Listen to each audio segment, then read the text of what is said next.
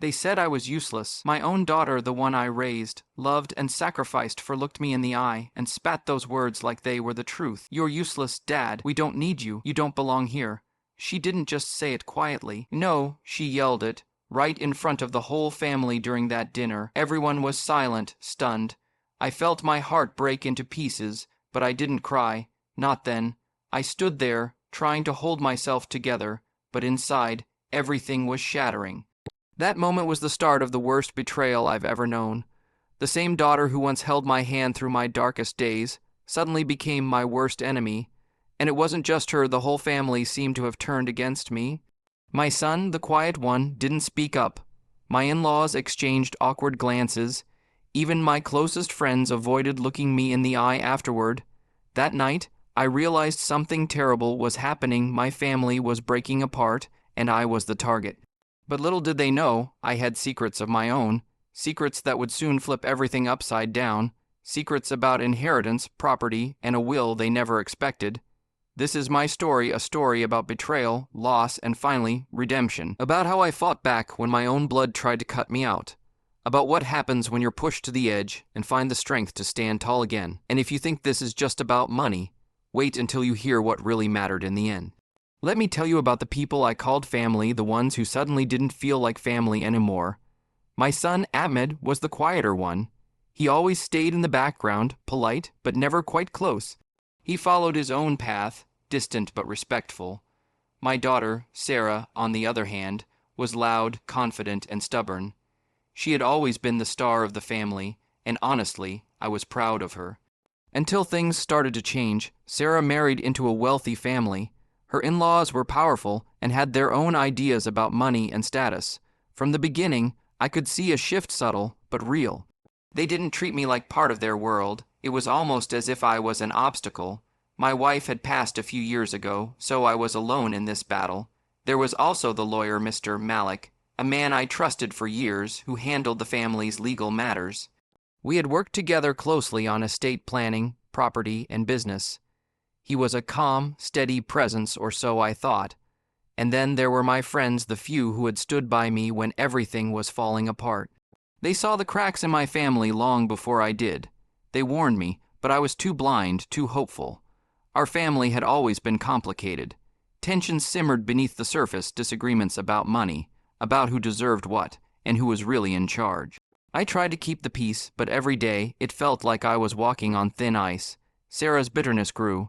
She openly mocked me for being old and useless. Ahmed stayed silent, but I knew he was hiding resentment too. The in-laws whispered behind my back, convincing Sarah to push harder. One day they showed up at my door with papers, "Sign these." They said, "It's just formalities," but it wasn't. Those papers meant giving away almost everything.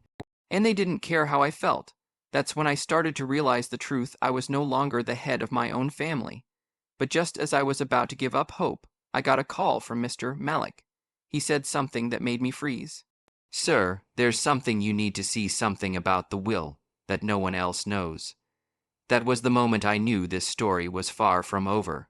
The first time I noticed how far things had fallen apart was small, almost invisible.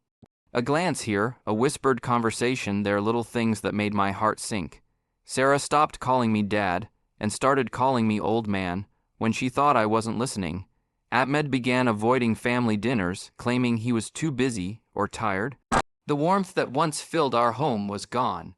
It was during one of those dinners, the one where Sarah shouted, "You're useless," that everything changed.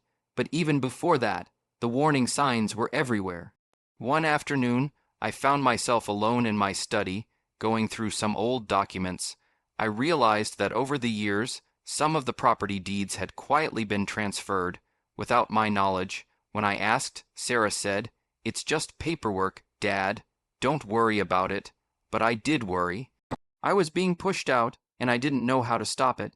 Then came the papers, a stack of legal documents demanding my signature to finalize the transfers. I was tired, but I wasn't blind. I knew if I signed, I'd lose control of everything I had built. That's when Mr. Malik called. "Sir, I have something important," he said, his voice low. "There's a new letter. It was just found among your late wife's belongings. It might change everything. My heart pounded. Could it be a new will? A secret agreement? I didn't know, but I had to see it. He sent the letter the next day. It was from my wife, written years ago, addressed to me and the lawyer. It said she had changed the will, leaving certain properties and assets specifically under my name, hidden from everyone else, especially Sarah and Ahmed. I read the letter over and over. This was the key. The one thing the family didn't know. The one thing that could save me. But I also knew the fight was only beginning. Because once the family found out about this, everything would explode. And that's exactly what happened. It started with a simple demand: sign these papers. Sarah's voice was cold, almost clinical, like she was reading from a script. It's just a formality, Dad. You don't need to worry. But I saw the glint in her eyes, a mix of impatience and greed that made my skin crawl.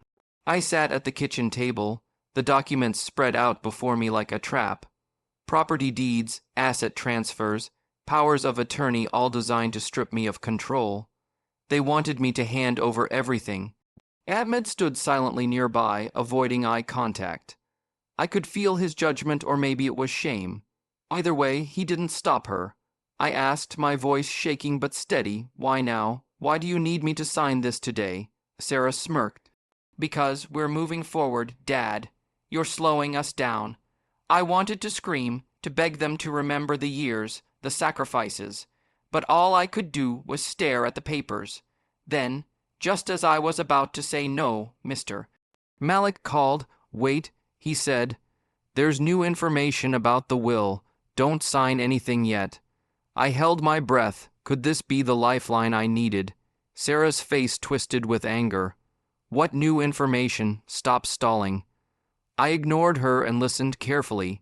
Malik explained the letter from my wife, the secret will that gave me more power than they realized. I felt a spark of hope. But I also knew this was just the beginning of a battle I never wanted to fight. Because once they found out, there was no going back. And the family I once loved would turn into my greatest enemies. After the forced signing was halted, the atmosphere in the house shifted, but not in my favor. Sarah's cold smile disappeared, replaced by simmering resentment. Ahmed, who had been quiet for so long, suddenly started distancing himself even more. I began digging deeper. Something wasn't right. The lies were thickening around me like a storm. I found out from a trusted friend that Sarah had been telling people I was old and useless, trying to erase me from the family legacy. She lied about the inheritance, claiming there was nothing left for me, that I'd already given up my share. Ahmed had his own secret. I learned he'd been meeting with the in-laws behind my back, planning to push me out completely. Their greed blinded them, and they thought I was too weak to fight back. Even the lawyer, Mr. Malik, seemed caught in the middle, torn between loyalty to me and pressure from the family. Every day, the betrayal felt heavier. I was surrounded by people I once trusted, now plotting to take everything from me. But I held on to the letter from my wife, the one piece of truth no one else had. Still, I knew the family would do anything to bury it. One night, Sarah cornered me in the living room. Her eyes cold as ice, she said, "Give up, Dad. You don't belong here anymore." Her words hit me like a blow. But I looked back at her and said, "You don't know everything." She sneered, "Try me." And in that moment, I realized the fight was far from over. The house felt like a battlefield. Every room echoed with silent wars, cold stares, half-spoken insults, and bitter accusations that hung in the air like smoke. My son, Ahmed, who once smiled politely, now barely looked at me. He sided more and more with Sarah and her in-laws. Even old friends stopped visiting, afraid of picking sides. Family gatherings turned into tense affairs, with conversations ending abruptly or spiraling into arguments. My own home, once a refuge, had become a prison filled with suspicion and hurt. Sarah thrived in this chaos. She flaunted her control over the estate, her sharp words cutting deeper than any knife. "You're finished, Dad," she said once, her voice dripping with venom. But I wasn't finished. Not yet. That's when Mr. Malik called again, this time with news that made my hands tremble. "There's a will, a secret one," he said. "Your wife left instructions that no one knew about. It's hidden, but it changes everything." My heart raced. Could this be the turning point? Could I finally take back what was mine? But I knew the family would stop at nothing to keep it hidden. The war was about to reach a breaking point, and I had to be ready. The day Mr. Malik invited me to his office, I knew this wasn't just another meeting. The tension inside me was like a storm, a mixture of fear, hope, and determination. He handed me a thick envelope, yellowed with age but clearly untouched for years. "This," he said quietly, "is your late wife's true will." I took it, my hands trembling. It was heavier than I expected, not just in weight, but in meaning. Why was this hidden? I asked, my voice barely a whisper. "Because," Malik replied, "your wife wanted to protect you. She knew the family was changing. She wrote this will in secret, leaving assets in your name alone." I opened the letter carefully. Every word felt like a balm to my wounded soul. My wife had left instructions for a different distribution, one that favored me, securing my rightful inheritance.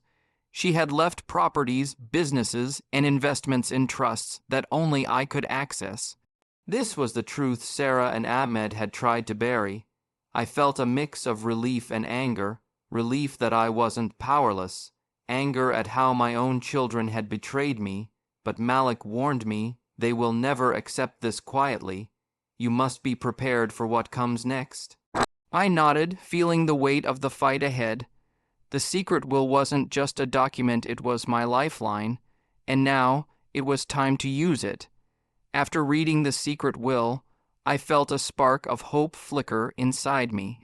But the next revelation from Mr. Malik blew that spark into a roaring flame. He pulled out a thick folder filled with property deeds, contracts, and official documents. "There's more," he said. "Properties you never knew were in your name." I blinked, incredulous. "What do you mean?" Malik spread the documents out on his desk. "Your wife had the foresight to buy land and buildings under your name, separate from the family assets Sarah and Ahmed thought they controlled." I ran my fingers over the papers. Factories, land parcels, even a commercial building in the city center, all legally mine. They had been trying to claim everything as theirs, but they had no idea this existed. My heart pounded. This was a game changer. Not only did I have the secret will, but I had assets that could not be touched by Sarah's greed or Ahmed's schemes. I felt a rush of power, but also the weight of responsibility. "This changes everything," I said quietly. Malik nodded. "But now the family will fight back harder. You need to be ready." I clenched my fists. They had underestimated me, and that was their biggest mistake. I was ready to show them that the man they tried to erase was still standing. When I returned home with the truth in my hands, the atmosphere was electric thick with tension and suspicion. I gathered Sarah, Ahmed, and the others in the living room. My voice was calm but firm as I laid down the secret will and the property deeds on the table. "I have something to show you all," I said, "something you never expected." Sarah's face twisted with disbelief and anger. "This is fake." She spat, snatching at the papers. "No," I said, holding her gaze. "This is real. This is my wife's true will. She left me properties and assets hidden from all of you." Ahmed's eyes narrowed. "Why didn't you tell us before?" "Because you wouldn't have believed me. You didn't want to believe me," I replied. "You wanted me out. You treated me like I was useless." The room erupted. Accusations flew, voices raised. Sarah yelled, "You're lying. You're trying to steal from us." "I'm only taking what's rightfully mine," I said, voice rising but steady. My daughter's husband stepped forward, his face dark. "You've gone too far. This isn't over." For the first time, I saw fear flicker in their eyes. They realized the game had changed. The family I once called my own was now my adversary. But I was no longer afraid. I looked each of them in the eye and said, "Respect matters more than money, and now you know it too." When the secret will and property deeds were finally out in the open, I knew I had to act fast. It wasn't just about reclaiming what was mine, it was about protecting my dignity and setting things right once and for all. First, I met again with Mr. Malik to map out the legal steps. We carefully reviewed every document, every clause.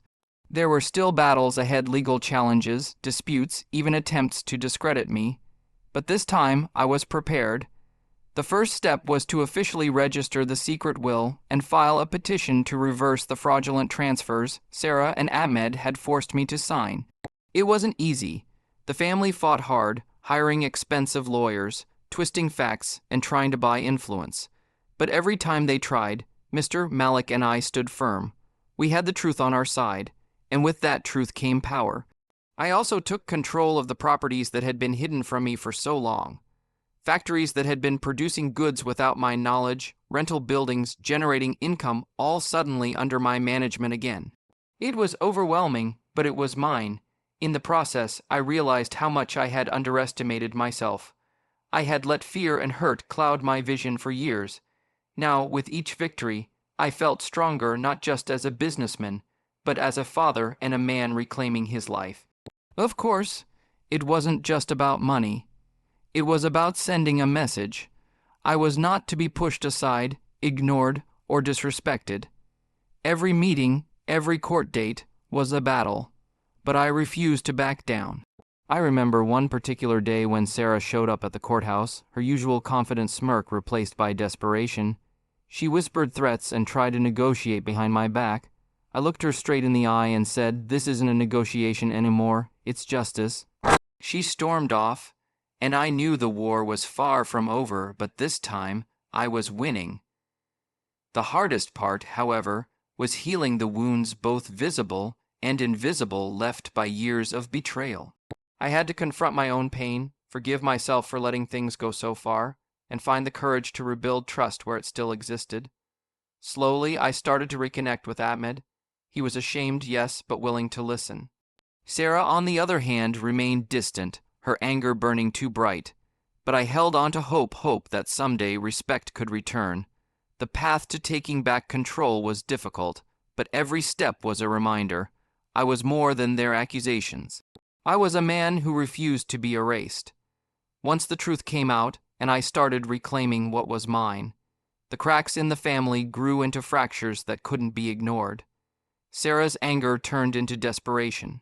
She tried to rally support from distant relatives, painting me as the villain, a bitter old man clinging to wealth. But no one could deny the evidence, the secret will, the property deeds, proof that her greed had blinded her to the truth. Ahmed struggled with guilt. He avoided me at first, ashamed of how far he had fallen into the in-laws' manipulations. But as time passed, I saw him making quiet efforts to change, to at least begin making amends. I wasn't quick to forgive, but I wasn't ready to give up on him either. The in-laws, once confident in their power, suddenly found themselves isolated. Their whispers behind closed doors turned into cold silences when faced with the reality of the legal battle. Their attempts to pressure me backfired, only strengthening my resolve. Even some family friends who had once kept their distance came forward to support me, admiring the way I stood my ground. It was a painful lesson for all involved. Respect cannot be bought, and betrayal has consequences.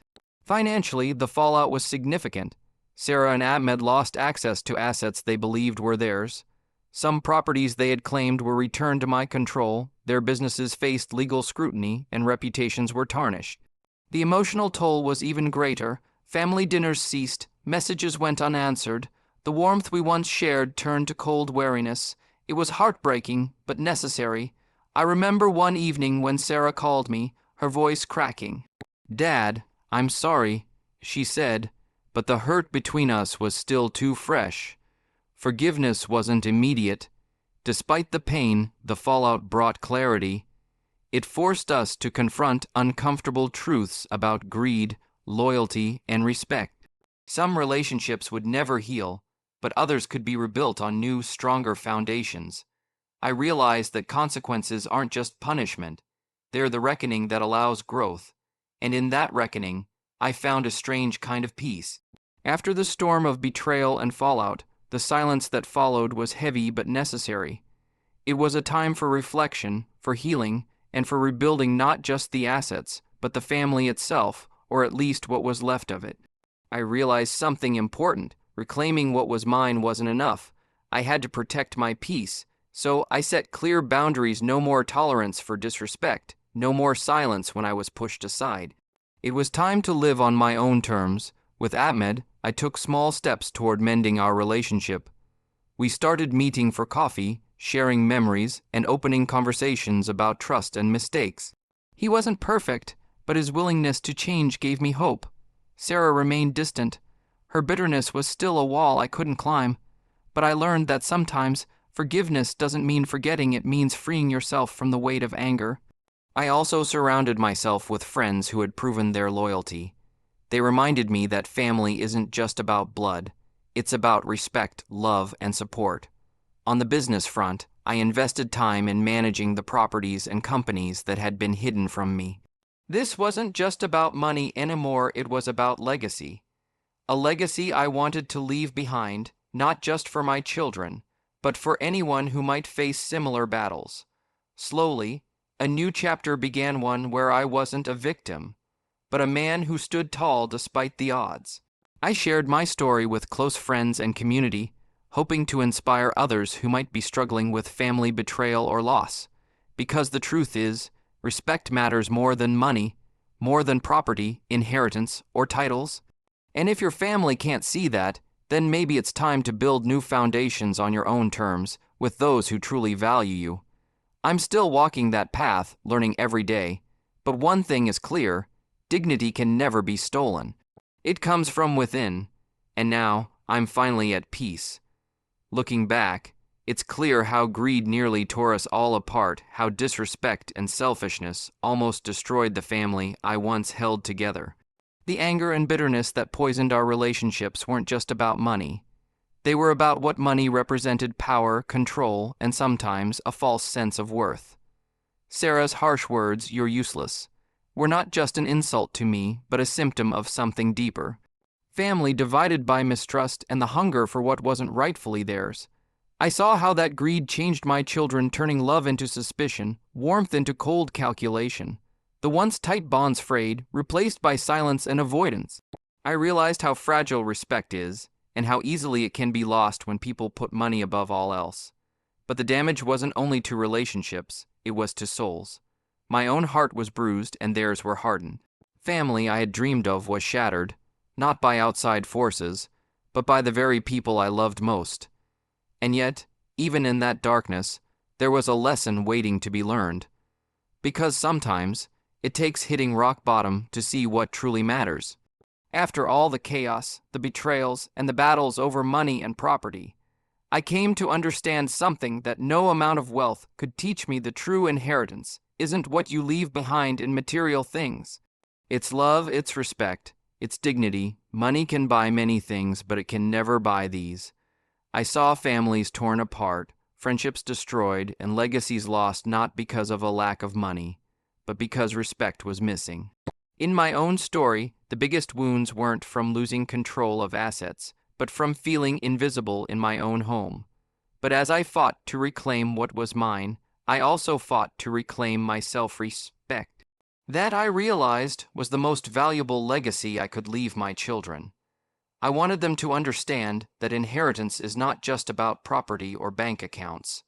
It's about the way we treat each other, the way we honor those who came before us, the way we stand for what's right, even when it's hard. It's about kindness in the face of betrayal, strength in the face of hardship, and forgiveness when we're ready. I want anyone watching this to know, no matter what your family throws at you, no matter how much pain they cause, your worth is never measured by money. It's measured by the love and respect you hold for yourself and how you choose to carry that forward. Just when I thought the storm had passed, my daughter Sarah reached out unexpectedly. Her voice was quieter, softer than before. "Dad, can we talk?" she asked. I wasn't sure if it was apology or something else, but I agreed. When we met, she didn't try to justify her past actions or demand anything. Instead, she shared her regrets, the anger she let blind her, the mistakes she couldn't take back. It was a test, I realized. A test of whether I still had the strength to forgive, or if the wounds were too deep. I looked at her and said, "Respect matters more than money, and now you know it too." We talked for hours, not about inheritance or money, but about healing, trust, and the future. I told her that forgiveness isn't about forgetting what happened, but about choosing peace over pain. That day, I learned the greatest inheritance isn't in a will or a deed. It's in the dignity we leave behind, the love we rebuild, and the respect we demand from others, but most importantly, from ourselves. So to anyone watching this, remember, family can betray, money can deceive. But respect is the true legacy. and no one can take that away unless you let them.